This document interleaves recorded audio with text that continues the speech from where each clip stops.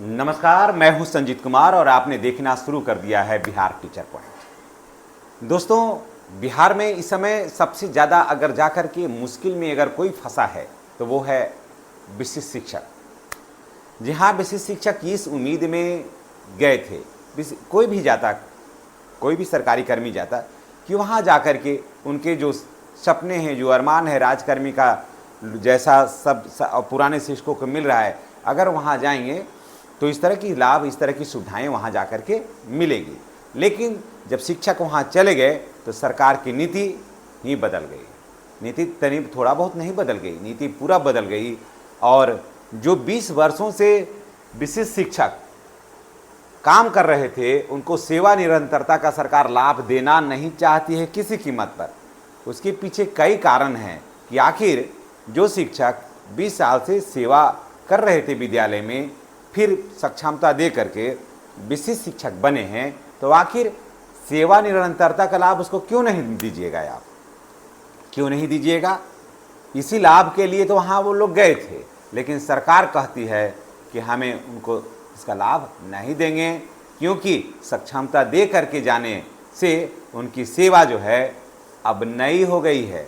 इसलिए सरकार चाहती है कि हम उनको नहीं दें। हाँ, नहीं देने के पीछे कई कारण हैं। इस नहीं देने के पीछे कई कारण हैं।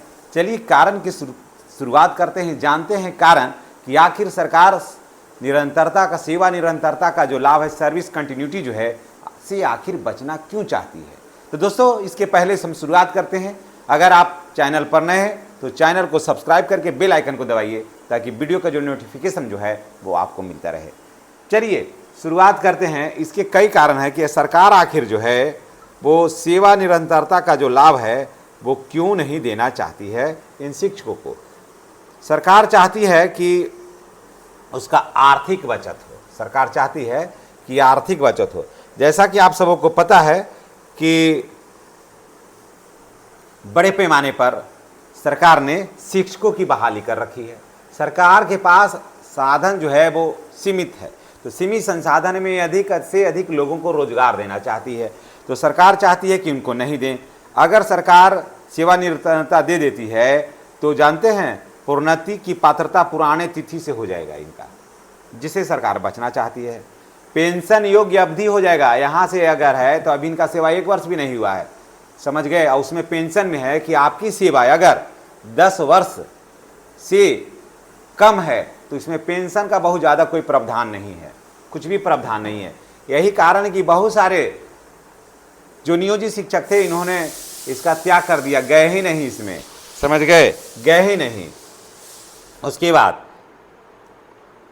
सीनियरिटी का निर्धारण पुराने डेट से होगा। इनका सीनियरिटी का पुराना निर्धारण पुराने डेट से होगा। इसलिए सरकार नहीं चाहती है कि ये लोगों को मिले सेवा निरंतरता। ठीक है, अब आगे बढ़ते हैं। प्रोन्नति और वरिष्ठता का में जो भ्रम है उसका विवाद हो जाएगा। देखिए, मान लीजिए कि एक नियोजित शिक्षक और एक बीपीएससी में कार्यरत है। नियोजित शिक्षक कहेगा कि मैं 10 से 20 साल से मैं पढ़ा रहा हूँ तो मैं सीनियर हूँ। विशिष्ट शिक्षक कहेंगे कि मैं परीक्षा देकर के आया हूँ तो मैं सीनियर हूँ। तो वैसे में और बीपीएससी वाला कहेगा कि मैं प्रतियोगिता परीक्षा पास करके आया हूँ इसलिए मैं सीनियर हूँ। तो ऐसे में सरकार के पास जो है ना वो कानूनी उलझन हो जाएगा। तो इसलिए सरकार चाहती है कि जो नियोजित शिक्षक हैं वहाँ, वो तो सीनियर हो ही गए, वहाँ हैं, 20 साल का सेवा है, अगर कोर्ट जाएंगे ऐसे भी है तो कम से कम इतने शिक्षकों से तो बचेंगे। और इतने शिक्षकों को प्रोन्नति तो नहीं देना होगा। कहेगा कि प्रोन्नति देंगे हम, लेकिन 8 वर्ष हो जाएगा तब देंगे, अभी आपकी सेवा नई नहीं है। इसलिए सरकार चाहती है कि किसी भी कीमत पर विशिष्ट शिक्षकों को पूर्ण सेवा निरंतरता नहीं दें, नहीं तो इन सारे शिक्षकों को प्रोन्नति का लाभ नियुक्ति तिथि से देना होगा, समझ गए। और यहाँ से अगर सरकार ये इसीलिए रट लगाई है कि आपकी सेवा नहीं है, आपकी सेवा नहीं है।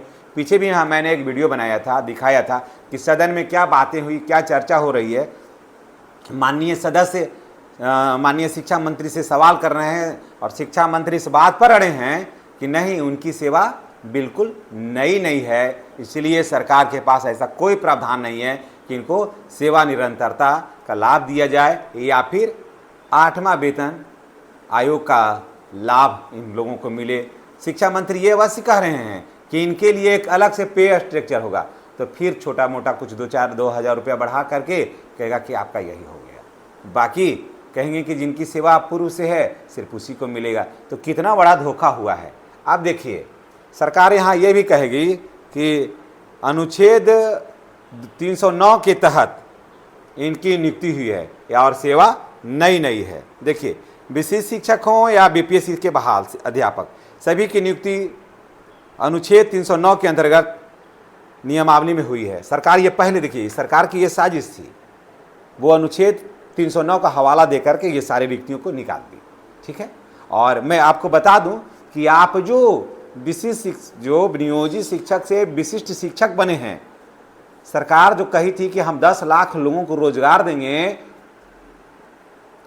10 लाख लोगों को नौकरी देंगे, उसमें 10 लाख में विशेष शिक्षक को भी शामिल किए हुए है। समझ गए? उसी 10 लाख में विशिष्ट शिक्षक, जो इसमें से 2 लाख गए भी हैं विशिष्ट शिक्षक, चाहे वो प्राइमरी के हों या अपर प्राइमरी के हों या 10+2 को हों, इस सबको जोड़ रहा है। नया सेवा में कितने लोगों को मैंने नौकरी दिया है, वो सेवा कंटिन्यूटी नहीं मान रहा है। समझ गए? कह रहा है कि मैं इतने लोगों को नौकरी दिया, और 10 लाख से ऊपर नौकरी का जो जोड़ता है ना, वो उसमें विशिष्ट शिक्षक भी शामिल हैं, उसमें विशिष्ट शिक्षक शामिल हैं। तो सरकार चाहती है कि अनुच्छेद 9 के तहत क्या है नियुक्ति, और सेवा की परिभाषा ये देती है, इसलिए सरकार यहाँ पर बचेगी। अगर कोर्ट भी लोग जाएंगे तो 309 का हवाला देकर के सरकार अपना पक्ष को मजबूत रखेगी और कहेगी कि यह एक नवगठित सेवा संरचना है जिसे सरकार पूर्णतः नई सेवा मानती है। जी हाँ, इसको कहेगा कि नई सेवा है, इसलिए पुराने नियोजित सेवा से जुड़ी ही जिम्मेवारियों को स्वीकार नहीं कर रही है और चाह रही है कि अगर फिर जल जाएंगे तो उधर नियोजित शिक्षक बचे हुए हैं, फिर ये चल जाएंगे तो सरकार के पास दुविधा हो जाएगा। इसलिए जितना लोग बाहर निकल गए उनको बाहर ही रखा जाए तो ज़्यादा बढ़िया है। फिर आगे देखिए, सरकार यह भी तर्क देगी कि यह कानूनी रूप से भारी एवं नीतिगत है। और हाँ, इसको देखिए, समान काम समान वेतन से जुड़े मुकदमे से बचाव। यहाँ पर ये नहीं कहे ये लोग जाएंगे तो ये लोग को जो विशिष्ट शिक्षक हैं वो नहीं, वहाँ पर जब जाएंगे मांगेंगे समान काम समान वेतन, तो यहाँ पर इनकी बात को नहीं मानेगा। कहेगा कि आपकी सेवा जो अभी पूर्व में जो काम कर रहे हैं उन्हें तो अभी मिला नहीं है, आपको कहाँ से मिलेगा? अभी सरकार के पास ऐसा कोई प्रावधान नहीं है। तो यह तर्क सरकार के लिए कानूनी रूप से भारी एवं नीतिगत रूप से खतरनाक साबित हो सकता है अगर सेवा निरंतरता मिल जाएगा तो। और कहेगा कि आपका सेवा तो बिल्कुल नया है, इसलिए नियंत्रण बनाए रखने के लिए सरकार के पास चाहेगी कि ये जो नियंत्रण बनाए रखने के लिए सरकार प्रशासनिक रणनीति भी अपनाएगी कि अब आप जब तक आप प्रोबेशन पीरियड में हैं 2 वर्ष, तब तक आप कुछ कर नहीं सकते हैं, ज़्यादा उछल कूदक नहीं कर सकते हैं, धरना प्रदर्शन नहीं कर सकते हैं, आपकी सेवा खतरा में है। और इसीलिए है कि इनका अभी तक सर्विस बुक का निर्धारण भी नहीं हुआ है, पे फिक्सेशन भी नहीं हुआ, इसलिए सरकार अभी भी, जबकि देखिए कि अब किसी बीपीएससी वाले का भी वही हाल है और विशिष्ट शिक्षक, अब तो किसी को अब तो साल भर होने जाएगा कुछ दिन के बाद, तो इन लोगों को अभी तक सेवा का निर्धारण ही नहीं किया है और न सर्विस बुक अपडेट करवाया है और 25,000 रुपया का जो मूल वेतन है वहीं पर रखे हुए हैं। तो ये सारा कठिनाई है, इसलिए सरकार चाहती है कि इसी में ये फंसे रहे। लेकिन अगर सेवा निरंतरता दे दिया जाए तो क्या होगा? आखिर सरकार क्यों नहीं देना चाहती है? इस पर थोड़ा हम लोग विचार कर लेते हैं।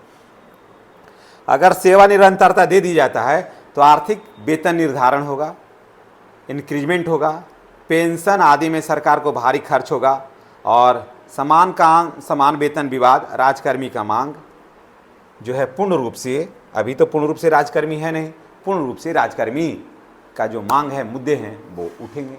जब राजकर्मी हैं तो पुराने वाले जो शिक्षकों को मिल रहा है वही होगा, वही मिलना चाहिए। और सरकार चाहती है कि जैसे 34,540 में जो था ना, उसी के अनुरूप इसको सेवा दे दें, सुविधा वो नहीं दें, लेकिन मानेंगे कि जैसे वो लोग आए थे नौकरी छोड़ करके बाद में 34,540 में, तब भले वो 10 साल से नौकरी कर रहे थे, तब उससे कोई मतलब नहीं है। जब से वो ज्वाइन किए हैं 34,540 में, तब से ही उसकी सेवा है। तो सरकार भी यही चाहती है कि चाहे नियोजित शिक्षक विशिष्ट शिक्षक बने हों या बीपीएससी टीआर 1 टीआर 2 में जाकर के बने हों, समझ गए, तो दोनों जगह इनकी सेवा नई है। इसलिए सरकार चाहती है कि किसी भी कीमत पर सेवा निरंतरता नहीं दें, और वो अनुच्छेद 309 का रट लगाए हुए है, ताकि इसी अनुच्छेद 309 के सहारे सरकार जो है इतने शिक्षकों को गुमराह करके सक्षमता परीक्षा का फॉर्म भरवा दिया, सक्षमता परीक्षा लोग दे दिए, और वहाँ जाकर के ये लोग के साथ काफ़ी बड़ा धोखा हो गया है। तो दोस्तों, अगर आप नियोजित शिक्षक हैं, तो मैं आपको यही कहूँगा कि आप धैर्य से रहिए, नहीं तो आप भी बहुत मुश्किल में फंस जाइएगा। जैसे हमारे ये बाही वाहन वहाँ जा कर के फंस गए, अब वहाँ से पलट के आ भी नहीं सकते हैं। अब तो यही स्थिति आपके साथ भी हो जाएगी। तो ऐसा स्थिति आपके साथ ना हो, इसलिए मैं गुजारिश करूँगा कि आप जहाँ हैं वहीं रहिए। हर तरह की सुविधा, हर तरह का लाभ आपको इसी पद पर मिलने वाला है, आपको कहीं भटकने की ज़रूरत नहीं है। तो तमाम शिक्षक भाई बहनों से मैं यही कहूँगा कि आपने जो धोखा खाया है, अपने अगल बगल के जो शिक्षक नियोजित हैं उनको सलाह दीजिए कि मैंने तो धोखा खा लिया, आप धोखा मत खाइए। इन्हीं बातों के साथ हम आपसे विदा लेते हैं, और नेक्स्ट वीडियो में हमारी आपकी पुनः मुलाकात होगी। मेरे इस वीडियो के संबंध में आप क्या कहना चाहते हैं, कमेंट बॉक्स में अवश्य बताइएगा। आने वाला कल आपका सुखद सुखमय मंगलमय हो, ये ईश्वर से हम ये कामना करते हैं, भोलेनाथ से ये कामना करते हैं। चैनल को सब्सक्राइब करना नहीं भूलिएगा। धन्यवाद।